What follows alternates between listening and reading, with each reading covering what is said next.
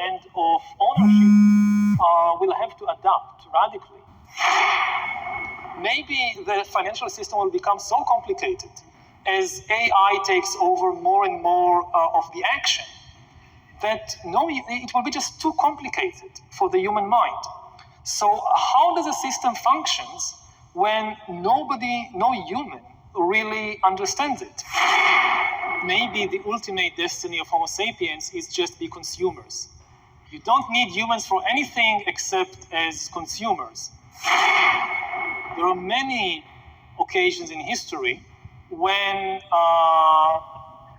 people didn't value very much other people as consumers. If you think about slave economies, so you didn't think, oh, we should liberate all the slaves and improve their conditions so that they will buy our products. And in the future, slavery is unlikely to return. If you need less humans, you definitely don't need slaves. But you could, for example, encounter a situation in which machines are also the consumers. You need consumers, but even in consumption, somebody is doing a better job than humans. You could have an entire economy flourishing without humans in the loop. You can have one corporation that mines ore and produces steel and sells it to a second corporation that produces robots. And they are sold back to the mining corporation that mines more steel, more iron, produces steel, sell it to the robotics corporation. And these two corporations can form an entire economic ecosystem which can spread from planet Earth to other planets and throughout the galaxy, just colonizing new planets and asteroids to mine things, and you just don't need humans in the loop. It's not a law of nature that you always need humans, even as consumers, or all the humans as consumers. There could be potentially other consumers out there. Now the question arises, but what's the point? What's the point of having this closed circle economy that benefits nobody outside? But you can ask the same thing about the human economy. You could have sophisticated economies in the future in which humans, or at least many humans, are not needed even as consumers. Now, I'm speaking specifically about Europe, is how few people are willing to kill or be killed for nationalism, which is a wonderful development, don't get me wrong. A century or two ago, to decide a question like whether Britain should be part of a European Union or a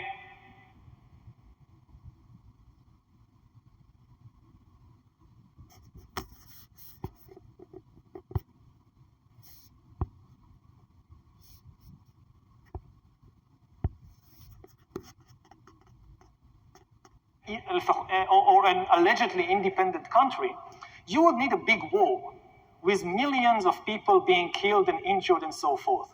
As far as I know, in Brexit, only one person lost her life, a British MP who was murdered by some fanatic. And the rest of the people just followed whatever the referendum said. And it's the same with the Scottish referendum.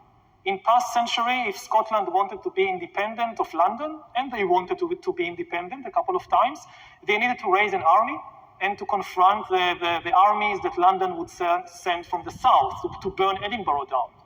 Now they just go to a referendum, and almost everybody just accept the results. Very few people are willing to actually be killed or to kill. The three biggest problems we face are nuclear war, climate change, and technological disruption. And none of these problems can be solved on the level of a single nation. You just can't solve climate change or regulate AI on the level of a single nation. So the only solution to these global problems is greater global cooperation. Whether we actually see greater global cooperation, I don't know. It's the wise thing to do, but we should never underestimate human stupidity. The most important fact about living in the 21st century is that we are becoming hackable animals. And you have these two components. The animals come from biology and from biotech, and the hacking comes from infotech and from computers.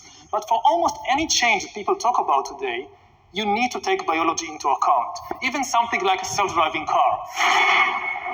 For a self-driving car, on the road, it's important to first be able to tell the difference between a child and an adult, to gauge the age of that human being, and to know something about what's the difference in behavior between an 8-year-old, an 18-year-old, and an 80-year-old person. And that's critical, even for something like self-driving car. When you reach the point when you say, okay, I want an AI doctor, I want an AI teacher to replace or augment human doctors and human teachers, there it's obvious that without biotech, you are not going to get very far. Do you think there could be such a thing as an AI doctor? Certainly. I think it will be, it's coming quite soon. It will have immense benefits for humans. You go around 24 hours a day with biometric sensors on or inside your body, and they constantly send information. So you're monitored? You are monitored? You're monitored all the time. The information goes to an AI doctor, maybe on your smartphone or whatever, which analyzes all this stream of information and monitors your health in a way which no human doctor can even approach. As far as biology tells us today, anger and fear and depression, they are also biochemical processes, biochemical patterns, just like flu or cancer. If the AI can diagnose flu, it can also diagnose anger. And the fact that it doesn't have any emotions of its own actually makes it in many situations much better, because it has no distractions. People will become so used to computers that are so empathic, that really understand me so deeply, that really care about my tiniest nuance of emotion, that humans will not be able to compete. We will become intolerable to all these humans who don't understand us the way that the computers understand us.